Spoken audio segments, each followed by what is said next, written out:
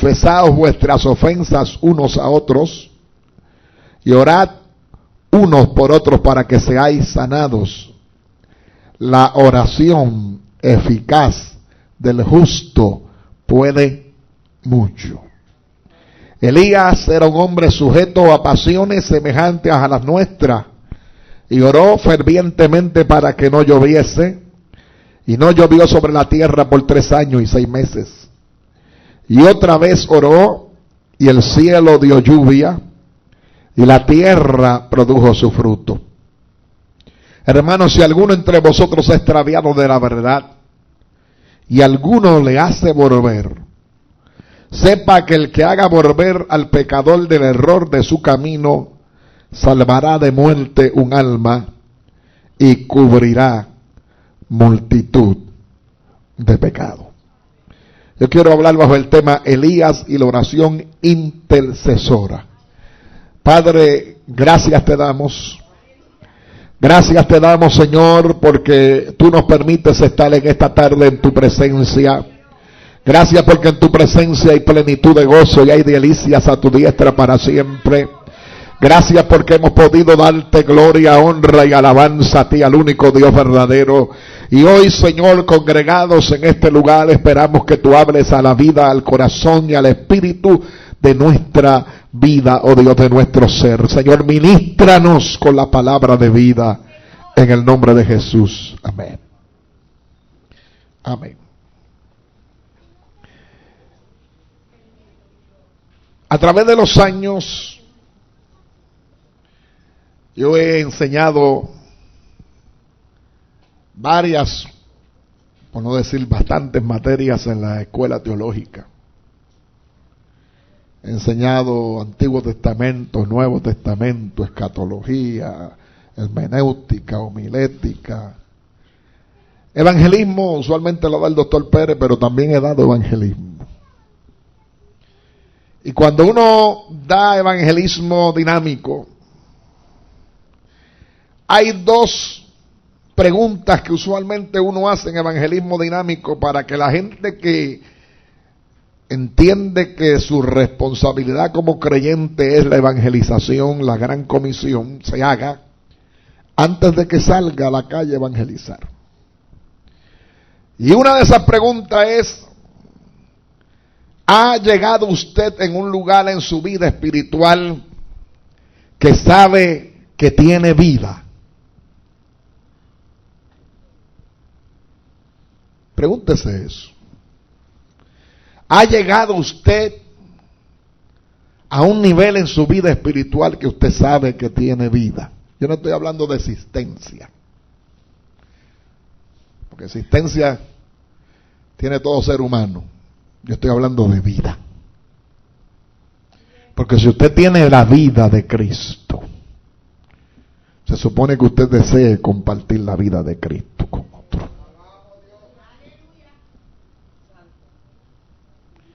Y la segunda pregunta que se hace para reflexionar: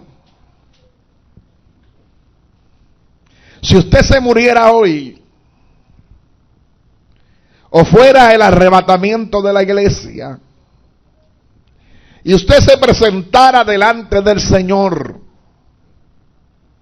y el Señor le preguntara: ¿por qué debo dejarte entrar a mi cielo?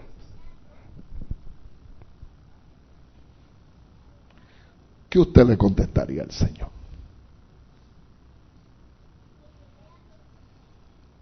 ¿Cuál sería la respuesta que le daríamos al Señor si el Señor nos preguntara: si usted estuviera aquí de cuerpo presente y su alma y su espíritu estuviera allá,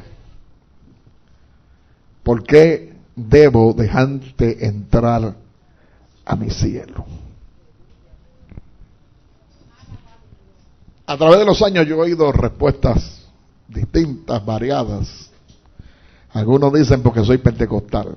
Eso no es una razón para que el Señor te deje entrar a su cielo. O metodista, o wesleyano, o bautista, o episcopal. Otros me han dicho: porque yo me he portado bien.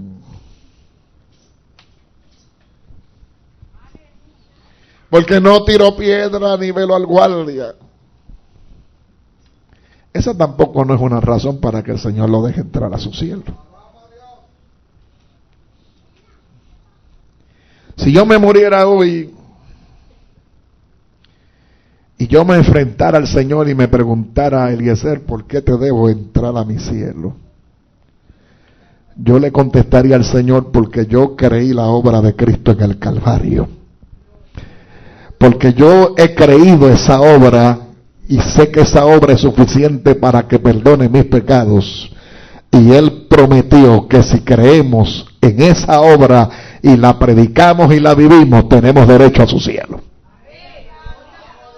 Alaba mi alma al Señor. O sea que no es por méritos nuestros que vamos a entrar al reino del Señor, sino por los méritos de Cristo. No es tan siquiera ni por lo que usted come o por lo que deja de comer, por lo que se pone o se deja de poner. Es por la obra de Cristo en el Calvario. Alaba mi alma al Señor de gloria para siempre. Lo único suficiente para que usted pueda entrar en la presencia de Dios es una cuestión de soberanía de Dios. Aleluya. Y de gracia de Dios manifestada en la persona de Cristo. Yo creo que la iglesia en general, la iglesia de Occidente, no debería llamarse iglesia. Yo creo que la iglesia de Occidente, y nos incluimos, es la iglesia más egoísta, mezquina y desenfocada que hay. Y lo digo con toda libertad. Nuestros cultos son cultos para la gratificación personal. Nuestros cultos son cultos para yo sentirme bien.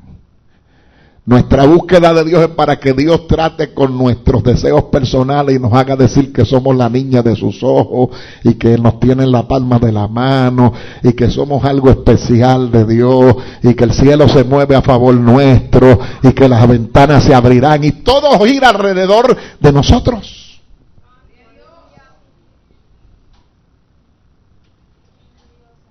Es el Dios de los muchachos demandados. Que venimos a que Dios satisfaga nuestros caprichos y nuestros deseos. Yo no sé por dónde yo voy hoy, pero yo creo que el Espíritu Santo sabe. Amén.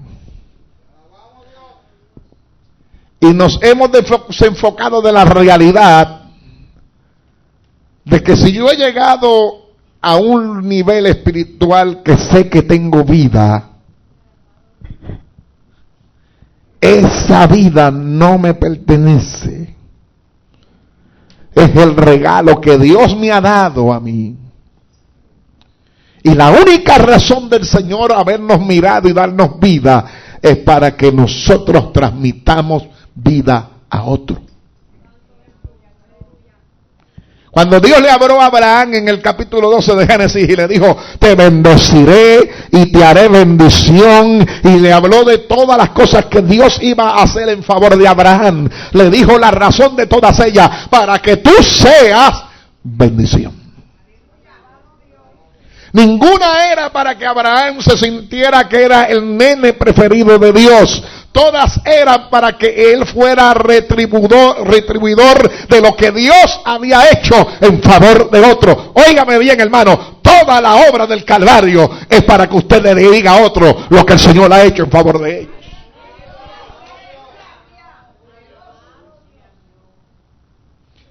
No sé si es que me estoy poniendo más viejo, pero entre más viejo me pongo, más estudio la palabra. Y eso no para, me levanto estudiando la palabra, me acuesto estudiando la palabra, me meto en el libro de Dios, a veces voy guiando, oyendo enseñanzas de la palabra. Y cada día hay un despertar más por la palabra, y yo, hermano, estoy convencido que la iglesia que está desenfocada en lo que es el propósito y el plan de Dios para ellos. Dios no nos llamó para sentarnos a cantar coritos. Dios no nos llamó para gratificación personal. Dios no nos llamó para contestar tus caprichos, tus ideas, tus embelecos. Dios nos llamó para compartir las verdades de aquel que nos llamó de las tinieblas a la luz admirable. Alaba mi alma al Señor de gloria para siempre. Y para que como iglesia hagamos esas cosas, porque tal vez usted dice cómo encaja lo que viene diciendo con lo que leyó. Para que podamos hacer esas cosas, Dios le dio a la iglesia herramientas. Y en esta semana yo estudiaba Santiago. Lo he leído muchas veces, pero volví a leerlo. Igual que la epístola a los Efesios, que he estado inmenso en ella estudiándolo en estos días. Y el domingo pasado prediqué de este verso en una iglesia que tuve que predicar en la noche. Y mientras meditaba y estudiaba, me di cuenta de cómo Santiago, que es teología práctica, que es teología para la vivencia, para el que usted viva la vida cristiana en el aquí y ahora, entra en un momento dado cuando está hablando de distintos asuntos a la iglesia, a los creyentes perseguidos a los que le escribió, de la necesidad de la oración. Yo creo que estamos saturados de oír de la importancia de la oración. Las librerías están llenas de libros sobre la oración. Hay fórmulas mágicas sobre la oración. Manuales. ¿Cuántas cosas no se han escrito sobre la oración? Y hemos predicado, pero como el problema está que la iglesia oye pero no reflexiona. Porque la palabra a la que usted está recibiendo cada domingo, cada escuela dominical, cada estudio bíblico, es para que nos lleve a la reflexión. Es para que nos lleve a la confrontación, al análisis, a la autoevaluación. ¿Está mi vida en armonía con la verdad? Esto no es creerlo por creerlo. Es que si yo estoy viviendo de acuerdo a lo que esto dice. Y me puse a meditar en lo que Santiago habla de la oración. Él habla de la venida del Señor. Y habla de que hay que ser pacientes esperando la venida del Señor. Y usa una metáfora para comparar lo que es la venida del Señor con el que siembra una tala, como decimos nosotros. Que dependiendo de lo que usted esté sembrando, cada árbol tiene un tiempo para dar el fruto. Usted no puede sembrar un palo de aguacate y esperar que a los 6 meses de aguacate. Ningún palo de aguacate da 6 meses a los 6 meses de aguacate. Posiblemente 1 año o más. Hay otros frutos que dan a los 6 meses, hay otros frutos que dan a los 3, a los 4. Entonces, el que siembra tiene que saber qué está sembrando y qué tiempo de espera para que no sea impaciente tiene que tener para que eso produzca. Porque si usted espera sembrar hoy y mañana ir a cosechar, y ese fruto es el fruto que coge 1 año o 2 o 3, usted va a terminar cortando el fruto antes de tiempo. La mata porque usted no le ve frutos. Y él coge esa metáfora y dice, mira cómo el labrador espera el precioso fruto de la tierra, aguardando con paciencia hasta que ocurra unas etapas en el año, que es la lluvia temprana y la lluvia tardía. Y así dice, mira, el Señor viene, pero tú tienes que ser paciente porque el Señor está esperando una cosecha. Amén. Y esa cosecha va a venir como resultado de la lluvia tardía. Alaba mi alma al Señor de gloria. Y luego entra en el problema de la iglesia, que mientras está esperando al Señor, la iglesia se pasa quejándose y peleando y comiendo unos a otros. Eso es una verdad que no se puede negar. Santiago no la negó. Dice, sean pacientes y esperen como el agricultor ahí la venida del Señor. Hermano, pero no anden quejándose uno contra otro para que no sean condenados. He aquí el juez está delante de la puerta. Hello. Esto no es una casualidad. La realidad es que mientras la gente está esperando al Señor, lo que andan es quejándose, practican la quejabanza en vez de la alabanza. Y él le dice, tomad como ejemplo de aflicción y de paciencia a los profetas que hablaron en el nombre del Señor. Y aquí tenemos por bienaventurados a los que sufren. Habéis oído de la paciencia de Job. Habéis visto el fin del Señor, que el Señor es muy misericordioso y compasivo. Pues sobre todo, hermanos míos, no juréis ni por el cielo, ni por la tierra, ni por ningún otro juramento, sino que vuestro sí sea sí y vuestro no sea no, para que no caigas en condenación. Y entonces entra en el tema de la oración. Él reconoce que en esa espera van a surgir cosas dentro de la vida de los hermanos que requieren la intervención de Dios. Y una de las cosas que ocurre son las aflicciones. Y él pregunta, ¿está alguno de vosotros afligido? Si yo le preguntara a usted aquí, ¿cuántos están afligidos hoy? Pero esa es la pregunta que hace Santiago. Y él le da una respuesta a los afligidos. ¿Cuántos están afligidos aquí? Levante la mano. Nadie se atreve a levantar la mano. Amén. Porque si hay gente afligida aquí, la respuesta es sencilla. Haga oración. Ah, ¿está alegre? Pues cante alabanza. Entonces, en una mezcla de gente debe haber gente afligida y debe haber gente alegre y debe haber gente enferma. ¿Cuántos están enfermos aquí? Pues si hay gente afligida, que haga oración. Si hay gente alegre, que cante alabanza. Y si hay gente enferma, que llamen a los líderes de la iglesia, a los ancianos, a los presbíteros de la iglesia, para que oren por ellos, ungiéndole con aceite. Y no es que el aceite sea medicinal, ni tenga tampoco ninguna facultad mística o rara. Solamente es el símbolo del Espíritu Santo de Dios. Y la oración de fe salvará al enfermo, y al Señor lo levantará, y si hubiere cometido pecado le será perdonado. Y habla de la oración en el verso 13, y habla de la oración en el verso 14, y habla de la oración de nuevo en el verso 15, y vuelve en el 16 y dice, confiesen las ofensas que son producto, aleluya, de pecados contra hermanos que traen enfermedades, y ore otra vez la oración uno por otro para que seáis sanados. La oración eficaz del justo puede mucho. Yo estoy claro que Santiago tenía como meta que la gente entendiera lo poderosa que es la oración. Si está presentando la oración en 4 versos, y acuérdense que la Biblia no fue escrita ni en capítulo ni en versículo, eso fue posterior a los años 16 y 17 de nuestra era cristiana, sino en párrafos. Si hay algo que en esos párrafos que comienzan en lo que nosotros llamamos verso 13, que en los originales no existe el verso 13, ni 14, ni 15, es que usted tenga la idea de qué es la oración. Y llega al punto, Elías era un hombre sujeto a pasiones semejantes a la nuestra, y oró fervientemente para que no lloviese.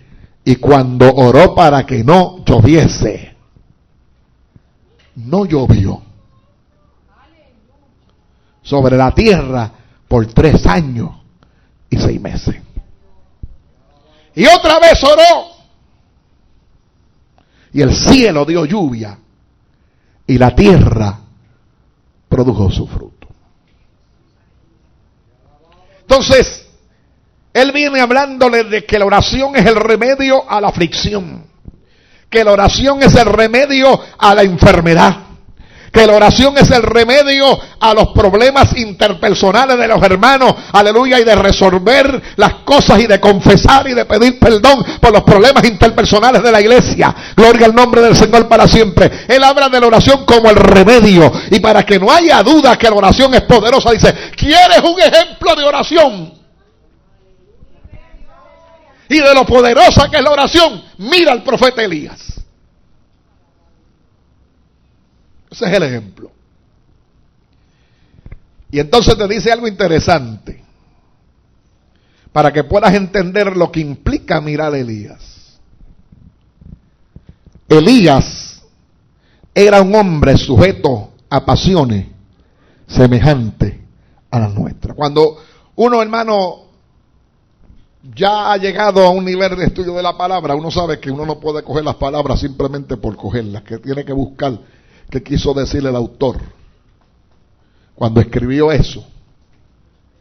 Y si hay algo importante en ese verso es saber cuál era la palabra pasiones que usó Santiago, porque yo estudiando encontré que en el griego existen 5 palabras para pasiones. Y el decir que Elías era un hombre sujeto a pasiones como las nuestras, no está hablando de pasiones desordenadas. Tampoco está hablando de pasiones sexuales, porque siempre la gente, la palabra pasiones la identifica con conducta pecaminosa. Pues Elías andaba cojeando. Pues Elías tenía una falla moral en algún lado. No es de eso que está hablando. Y cuando yo fui al griego encontré que una de las palabras para pasiones es patemas. Y patemas Pablo la usa en Romanos capítulo 7 verso 5 y Gálatas 5 24. Y en ambos habla de pecaminosidad, de conducta pecaminosa, de afecto o amor hacia el pecado. Pero esa no es la que Santiago usa. Luego encontré que hay otra palabra griega que se llama pactos. Y pactos significa sufrir, denota primeramente lo que uno sufre o experimenta. Pero tampoco fue la que Santiago usó. Que luego Santiago en el capítulo 4, verso 1, cuando nuestra versión traduce concupiscencia, que allí también la traduce como pasiones. Cuando dice de dónde viene la guerra y los pleitos entre vosotros, no es de vuestra concupiscencia, dice una versión, otra dice de vuestras pasiones. Ahí usó la palabra epitumia. Y esa tiene que ver con concupiscencia, con deseo pertinaz de hacer lo malo. Que cuando Pablo le escribe a Timoteo, huye de las pasiones juveniles, la palabra epitumia es la que usa, porque está hablando de pasiones desordenadas. Pero cuando Santiago vuelve a usar la palabra pasiones en el verso 17, a usar la palabra homoiopates, que significa sentimiento o afecto semejante, hombre semejante, de igual condición, de sentimiento semejante. En otras palabras, Santiago lo que quería la idea es, Elías no movía el cielo porque era un superhombre. Elías no movía el cielo porque era un semidios. Elías no era una deidad divina que bajó del oráculo, gloria al Señor ateniense. Elías era de carne y hueso como tú y yo, tenía emociones como tú y yo, tenía frustraciones como tú y yo, se metió en una depresión y se escondió en una cueva como te has escondido tú y te he escondido yo, pero cuando oraba el cielo respondía a su oración. Alaba mi alma al Señor de gloria. Entonces, qué tremendo ejemplo para decirnos lo que es el poder de la oración. Te está diciendo un hombre de igual condición, un hombre de igual semejanza, un hombre de emociones igual que las tuyas, oraba y cerraba los cielos, oraba y abría los cielos. Hello. Yo no sé si usted me está entendiendo hoy, yo no soy, si estoy por un lado y usted va por otro, pero coja lo que le estoy diciendo.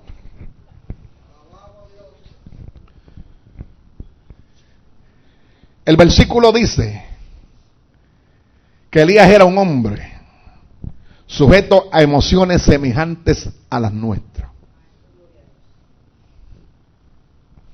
¿Qué quiere decir esto? Que tenía debilidades, que tenía temores, que tenía alegría, que tenía desánimos, que estuvo sujeto a las mismas sensaciones y flaquezas que todos experimentamos. Nada que ver con pasiones desordenadas o malos deseos.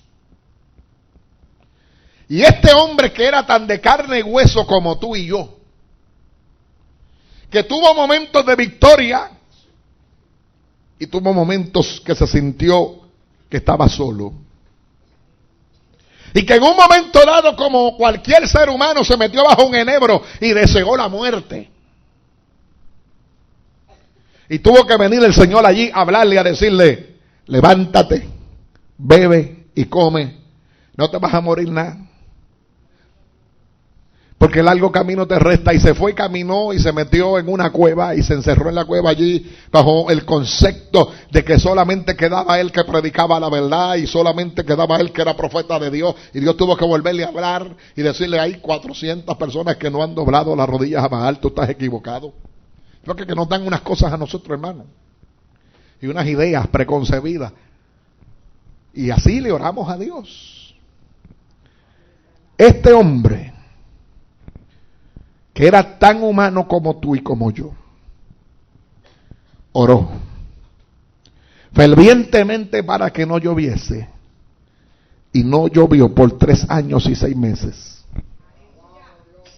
Y otro día volvió y oró, y nuevamente hubo lluvia. Si nos fijamos, hermano, bien en lo que está diciendo Santiago hoy, en el versículo anterior a ese, Santiago dice esto: la oración eficaz del justo puede mucho. Entonces la pregunta es: ¿cuán eficaz son nuestras oraciones?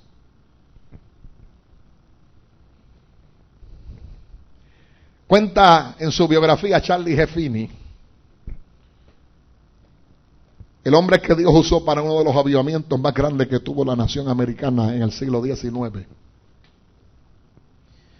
Y que estadísticamente se ha contado que, producto del ministerio de Charlie Jeffini, 400,000 vidas vinieron a los pies de Cristo. Y los estudios estadísticos dicen que de esas 400,000 vidas que vinieron a los pies de Cristo, el 90% de ellas permaneció fiel al Señor hasta el día de su muerte. Así que, ¿sabe? Porque decir el número de que gente se convierte es una cosa, y decir que esa gente que se convirtió permaneció en fidelidad al Señor es otra cosa. Y Charlie Jeffini estudia abogacía cuando no existían las escuelas de derecho. Alguien era abogado y usted se hacía socio de esa persona y le enseñaba todo lo que sabía de abogacía. Y una vez usted tenía un mentor y ese mentor lo graduaba, usted era abogado.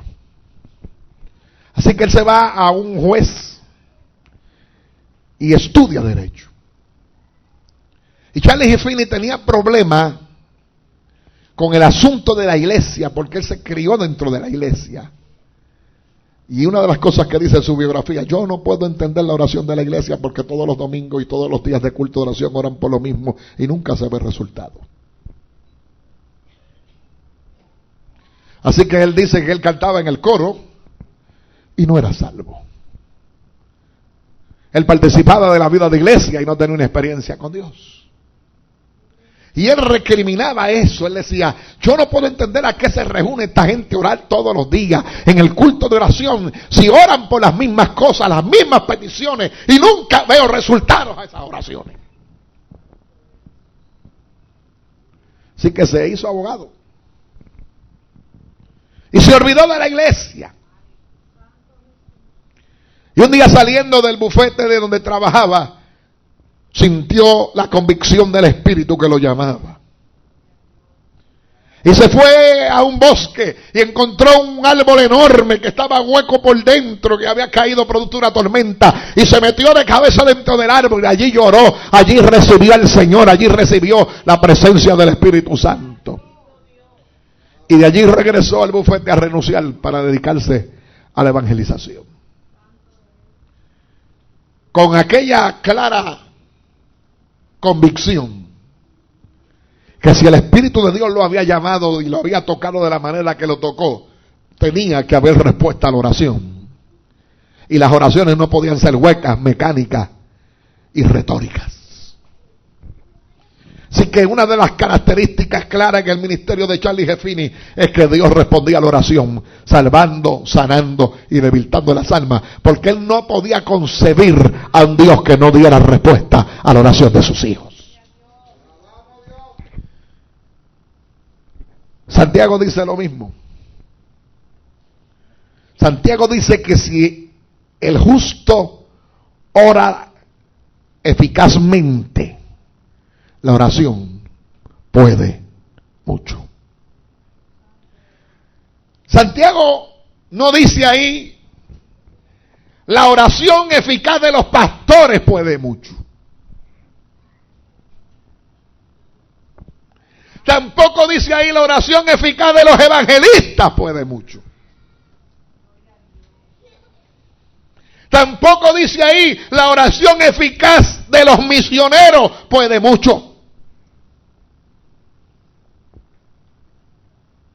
No dice ahí, la oración eficaz de los profetas puede mucho.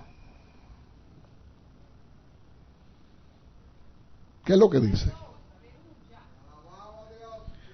¿Que la oración de quién? ¿De quién? ¿Justo porque es justo por su justicia o justo porque ha sido justificado por Jesucristo?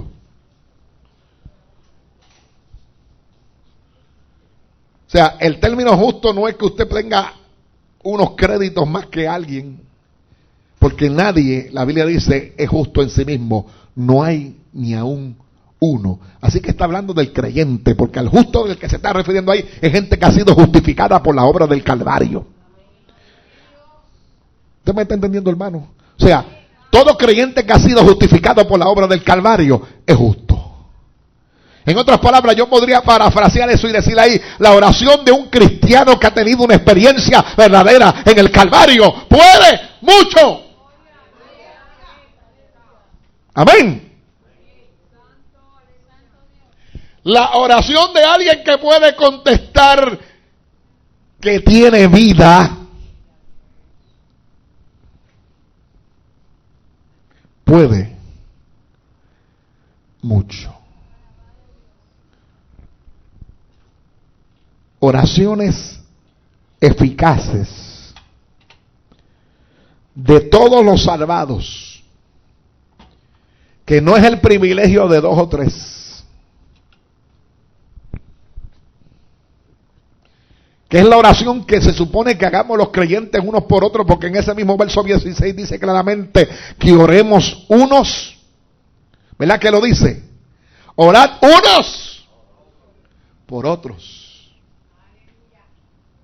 Claro, la iglesia del siglo XXI, la iglesia de Occidente, la gente ora por ellos. Mi casa, mi bendición, mi promesa. Yo declaro y decreto. Eso es lo nuevo ahora. Es yo, pero ahí no dice eso, ahí dice, ¿quieres una oración poderosa? Haz oración unos por otros.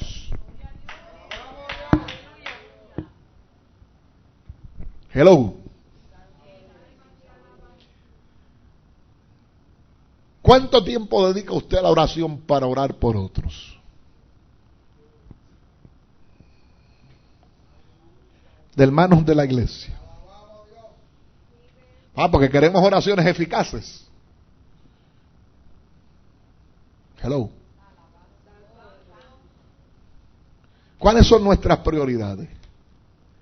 ¿Usted quiere un ejemplo bíblico del Antiguo Testamento de lo que es el que la oración por otros cambia las cosas? Mire a Job. Job cayó en una psicorragia, peleando con Dios por su condición y tratando de justificarse delante de Dios de que él no merecía lo que estaba pasando. Y Dios se le enfrentó, porque si usted quiere pelear con Dios, Dios se va a enfrentar a usted. El único problema es que el Señor es peso completo y no ha perdido una. Ese es el único problema que usted tiene, que el Señor es peso completo y no ha perdido una. Y cuando él vino a argumentar, Dios le empezó a decir, ¿dónde estabas tú cuando yo creé esto y aquello? ¿Dónde estabas tú cuando yo le puse límite al agua y puse las leyes para que rigieran la naturaleza? ¿Y dónde estabas tú cuando yo saqué a pasear la osa mayor? Las constelaciones. O sea, si tú quieres venir a recriminarme a alguien algo a mí, tú debes ser antes que yo. ¿Dónde tú estabas cuando yo hice lo que hice? Le dirá el vaso al alfarero, ¿por qué me has hecho así? Y en ese diálogo, Job aprendió y entendió que su conocimiento que tenía de Dios era un conocimiento pasajero, somero, no era profundo. De a oídas te había oído, ahora mis ojos te ven. Que las ideas concebidas que tenía de Dios no eran exactas, que su teología de Dios no estaba totalmente correcta. Él vino a conocer al verdadero Dios. Y cuando quedó maravillado ante lo que es Dios, se acabó la queja. Se acabó la oración por sí mismo. Se acabó los reclamos para que Dios hiciera algo en su vida y en lo que estaba ocurriendo. Y si usted sigue leyendo el libro de Job, entonces Job entendió que había que orar por los demás. Que los demás estaban peor que él. Si él no había comprendido a Dios, si él no tenía un entendimiento claro de Dios, ¿cómo estaba el resto del mundo? Si él tenía una relación estrecha y no entendía a Dios, ¿cómo estaban los demás, hermanos? Y empieza a orar por la gente. Y se olvida de Susana y de su llaga. Y se olvida de los cantos que se le caían y las hormigas se los llevaba. Se olvidó de todo eso. Porque Job estaba en un proceso de podrirse en vida. Usted sabe lo que es podrirse un muerto. Pues Job lo estaba experimentando en vida. Los casos no se le caían en pedazos. Y cuando se olvidó de todo eso y comenzó a interceder por otros que, aunque no tenían la lepra que él tenía, ni la condición física que tenían la del alma, que es peor, tenían el entendimiento entenebrecido, no conocían una experiencia real con el Dios del cielo. Entonces, en su oración fue eficaz, aleluya, dice la Biblia, y Dios sanó a Job cuando hubo orado por sus amigos, cuando cambió el centro de su petición, el yo, mi condición, lo que soy, lo que tengo, donde estoy parado, cuando se dejó de centrar en su problema y comenzó a interceder por otro, entonces hubo un milagro en la vida de Job. ¿Sabe qué? La oración del justo eficaz puede mucho cuando el justo deja de enfocarse en sus caprichos, en sus ideas, en sus, aleluya, cosas personales y comienza a orar unos por otros. Aleluya. Oh, gloria a Dios. Cuando nos salimos de nosotros y comenzamos a orar unos por otros,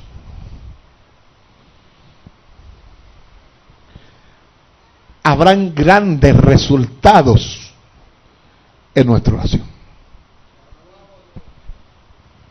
Por eso es que él trae a Elías como ejemplo. Muchas veces nos sentimos, hermanos, como sin capacidad para orar por otros.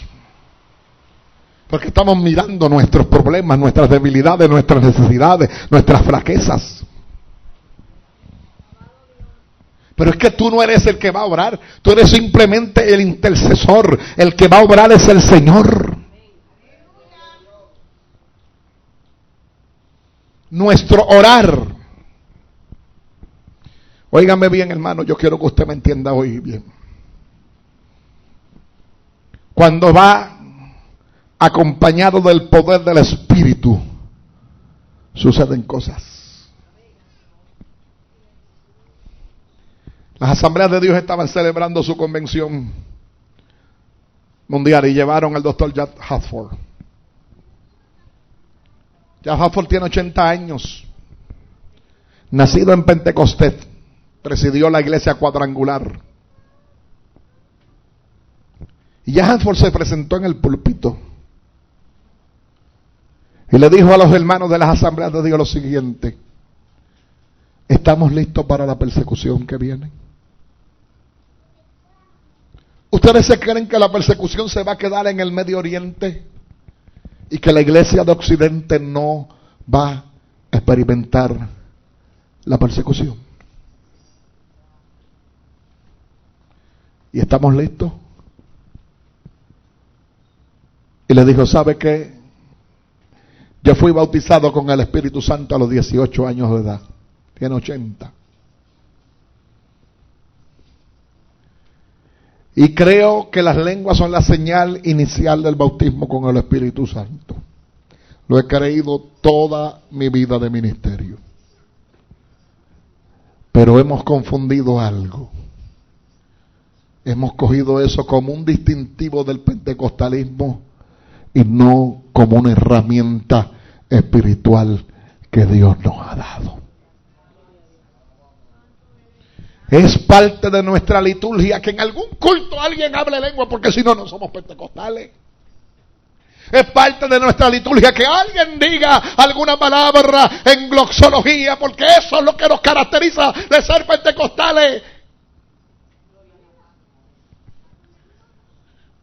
Pero, ¿sabe qué? Le dijo, el poder no es para que usted hable lengua como distintivo de la señal del bautismo. El poder es para que podamos estar en pie cuando llegue la persecución.